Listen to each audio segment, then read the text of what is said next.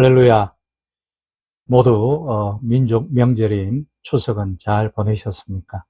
오늘 드릴 말씀의 제목도 그와 유관이 있는 추석과 추수감사절에 대해서 생각해보는 시간을 갖기로 하겠습니다. 본문은 출애굽기 23장 16절입니다. 맥주절을 지키라. 이는 내가 수고하여 밭에 뿌린 것의 첫 열매를 거둠이니라. 수장절을 지키라. 이는 내가 수고하여 이룬 것을 연말에 밭에서부터 거두어 저장함이니라. 아멘. 성경의 절기 중에 어느 하나 중요하지 않은 것이 없지만 그중 가장 중요한 세 가지 절기를 든다면 신명기 16장 16절에 나오는 무교절과 칠칠절 그리고 초막절일 것입니다.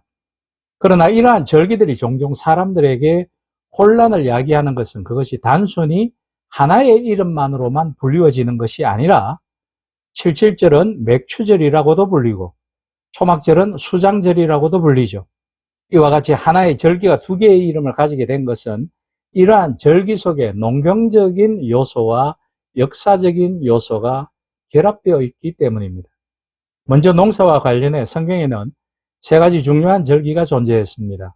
이스라엘 농부들은 1년에 3번 추수하였는데 겨울 보리를 거두고 묵은 누룩을 제거하는 무교절, 여름 보리와 밀을 거두는 맥추절, 올리브와 포도를 거두는 수장절이 그것입니다. 겨울 보리를 추수하는 무교절이 출애굽이란 역사적 사실과 결합이 되어 만들어진 절기가 유월절이라면 역사적 여름 보리와 밀을 거두는 맥추절이 시내산에서 계명을 받은 역사적 사실과 결합이 된 것이 바로 칠칠절입니다. 반면에 1년 중 마지막 추수를 축하하는 수장절이 이스라엘의 광야 생활이라는 역사적 사실과 결합되어 초막절로 불리워진 것입니다. 따라서 초막절의 올바른 이해를 위해서는 이러한 두 가지 요소를 따라 접근해야 할 것입니다. 초막절 혹은 수장절이라고도 불리는 이 절기는 구약의 세 절기 중 가장 중요한 명절이었습니다. 그런 까닭에 초막절은 여호와의 절기라고 레위기 23장 39절, 이사야서 21장 19절 또는 단순히 그 절기라고 에스겔서 45장 25절에서 불리워지고 있습니다. 이 초막절의 올바른 이해를 위해서는 앞에서 언급한 두 가지 성격, 곧 농경적 요소와 역사적 요소를 따라 이해하는 것이 좋을 것입니다. 먼저 농경적 요소로는 초막절은 올리브와 포도 등을 추수하는 절기였죠. 이 절기에는 밀과 포도는 물론 곡식을 추수하며 감사하는 기간인 까닭에 수장절이라고 불렸습니다. 즉 곡식과 과실들을 수확하여 창고에 저장한다라고 해서 수장절이라는 거죠.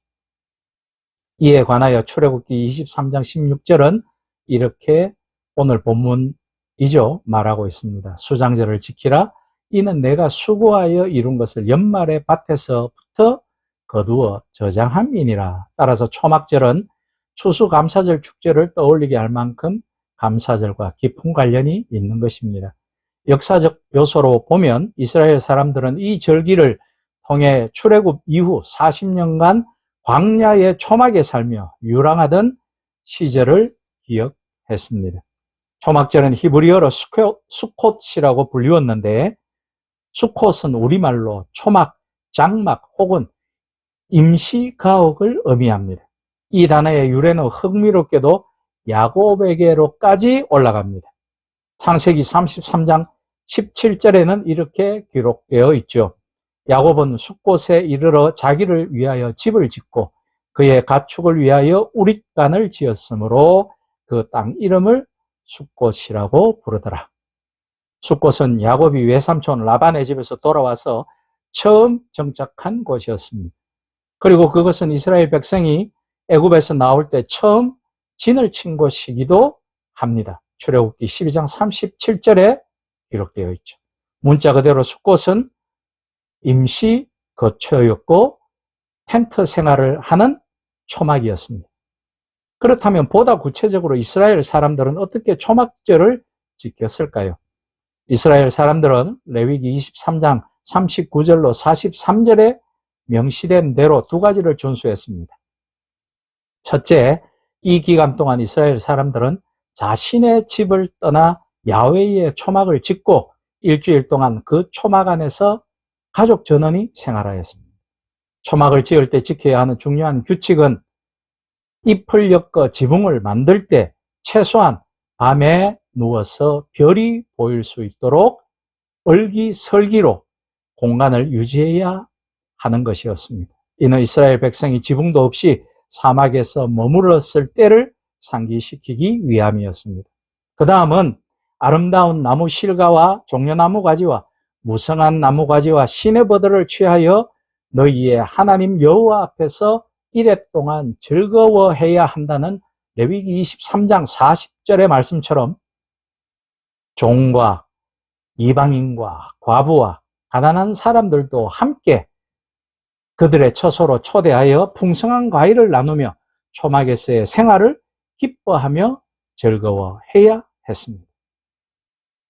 그리고 신약에서의 초막절을 보면 예수님 당시 가장 큰 명절은 유월절과 초막절이었습니다.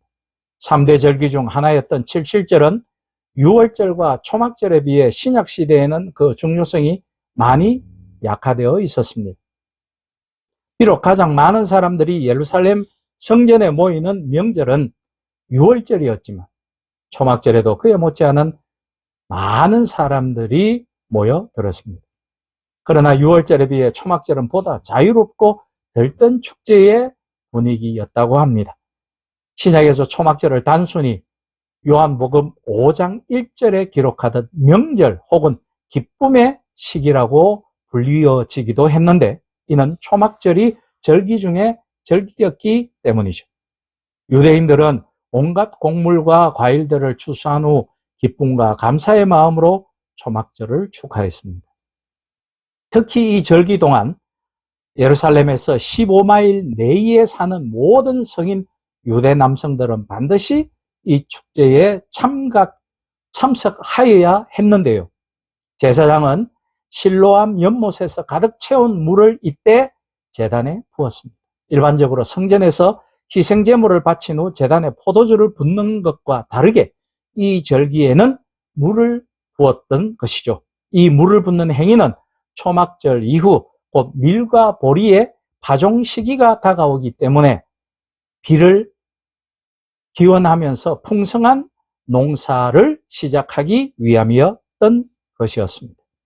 이러한 맥락에서 예수님의 외치신 한 말씀은 우리가 주목할 필요가 있습니다.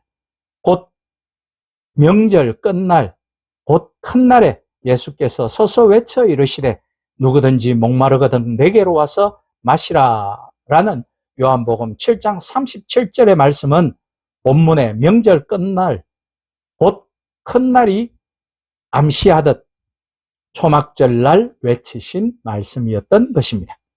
곧 예수님은 성전에서 행하는 비를 기원하는 의식을 배경으로 그들의 목마름과 갈증을 채워줄 참된 물은 오직 예수님 자신임을 선언하시는 것이었습니다. 따라서 목마른 사람은 나에게 나아오라라는 주님의 선언은 그날이 비를 기원하는 바로 명절 끝날이었다는 점에서 영적으로 큰 의미를 내포하고 있다는 것이겠죠. 그러면 오늘날 한국의 기독교인들이 아무 생각 없이 11월 셋째 주일로 정해져 지키는 추수감사주일 또는 추수감사절에 대해 그 시기가 성경과 또 우리나라의 풍토와는 너무 다른 것이 아닌지 한 번쯤은 생각해 보아야 하지 않는가에 대해 말씀드리고자 합니다. 11월 셋째 주는 겨울이 이미 한참 시작한 시기죠. 뭔가 좀 추수감사절이라고 하기에는 어폐가 있는 듯 하지 않습니까? 먼저 중추절 한가위라고 하는 추석은 한 해 농사를 끝내고 오곡을 수확하는 음력 8월 보름 15일이며 유래는 풍농제에서 기원하였고 일종의 추수에 대해 감사한다는 축제에 해당하였습니다. 레위기의 레위기 23장 34절과 39절에 따르면 수장절은 히브리력 7월 15일 첫날과 8일째 되는 7월 22일 마지막 날에 큰 성회로 열렸으며 그 사이 7일 동안 절기를 지킨다고 되어 있습니다. 레위기 23장 39절과 신명기 16장 13절에 따르면 토지의 소산 거두기를 마치고 추수한 것을 저장하는 것을 마치는 때인 것이죠. 오늘날 이스라엘은 추분과 가까운 음력 대보름 저녁부터 수콧, 곧 초막절을 시작합니다. 시기적으로 우리나라 추석과 한 해 건너 한 해, 경년으로 날짜가 겹칩니다.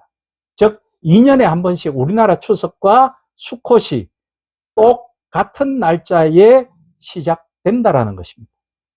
다른 경년에는 한 달 차이가 난다고 합니다. 즉 양력으로 9월 말, 10월 말 사이에 오는 것입니다. 우리나라에서는 1914년 각 교파 선교부 회의에서 선교사가 처음 입국한 날을 기념해 11월 셋째 주 수요일 감사절로 지키기로 결정했고 이후 수요일을 주일로 변경한 것이 오늘에 이르고 있습니다. 하지만 이것이 추석이라는 민족의 문화를 제대로 반영하지 못했다라는 주장이 꾸준히 제기되고 있습니다. 한 해 농사를 잘 마무리한 것에 대한 감사는 각 민족마다 축제일로 여겨져 우리나라는 추석이라 불리우고 프랑스는 투생, 독일은 옥토버 페스트 등으로 각 나라마다 문화권마다 사회의 통합에 기여해 왔습니다. 제 생각으로는 영국이 8월, 독일은 10월로 추수감사절을 지키는 것처럼 민족의 고유한 문화와 전통에 따라 신앙절기를 지키는 것이 감사의 본절을 되새기는데 더 큰 도움이 된다라고 저는 생각합니다. 또 일반 대중들이 기독교 절기인 성탄절을 명확하게 기억하고 지키는 것처럼 민족 명절인 추석을 추수감사일로, 추수감사절로 지낸다면 교회가 사회의 공동체성에 더 기여할 수 있고 전도의 접촉점을 더 확대할 수 있을 것이라는 기대도 됩니다. 첫 수확에 대한 감사를 드리고 이웃과 풍성함을 나누는 추수감사절, 오랫동안 지켜온 민족 명절이 선조들의 추수감사의식이었던 것을 기억하고 추수감사절의 의미와 원형을 다시 되돌아봐야 할 때라고 생각이 듭니다. 이제는 농경사회가 아닌 산업사회, 정보화 사회에서 이미 오래전에 진입한 현대의 추수감사절은 지금까지 나를 인도하신 하나님을 바라보며 나뿐만 아니라 하나님께서 허락하신 주변의 이웃들을 돌아보는 계기로 삼는 경우가 되면 어떨까 하고 드리는 말씀입니다. 그래서 추수감사절이 되면, 추석이 되면 자녀들과 함께 양로원이나 고아원 등 불우이웃들을 찾아가 봉사를 하는 것도 의미가 있는 일일 것이며 교회에서는 그날이 특별 헌금을 거두어 교회의 재정이 풍성해지는 날로만 여길 것이 아니라 그런 시설들에 선물을 보내고 헌금을 쓰고 그리고 구제하는 날이 되어야 하지 않겠나 생각하는 것입니다. 우리나라의 추석과 기독교의 추수감사절은 모두 감사함을 표현하는 마음이 포함되어 있으므로 이제부터는 각 교회에서 미국의 절기가 아니라 성경적 절기인 수장절에 더 부합하는 추석을 기해 그 주일을 추수감사절로 지켜나가는 것이 말씀을 지키는 개혁주의 신앙에 더 적합한 것이 아닌가 하고 저는 생각하며 그리고 권해 드린다라는 것입니다. 이 풍성한 계절을 맞는 감사함과 넉넉함 그리고 충만한 기쁨이 이 나라와 모든 이들의 가정과 구성원들에게 은혜롭게 넘쳐나기를 우리 주 예수 그리스도의 이름으로 축복하며 부탁드립니다. 아멘.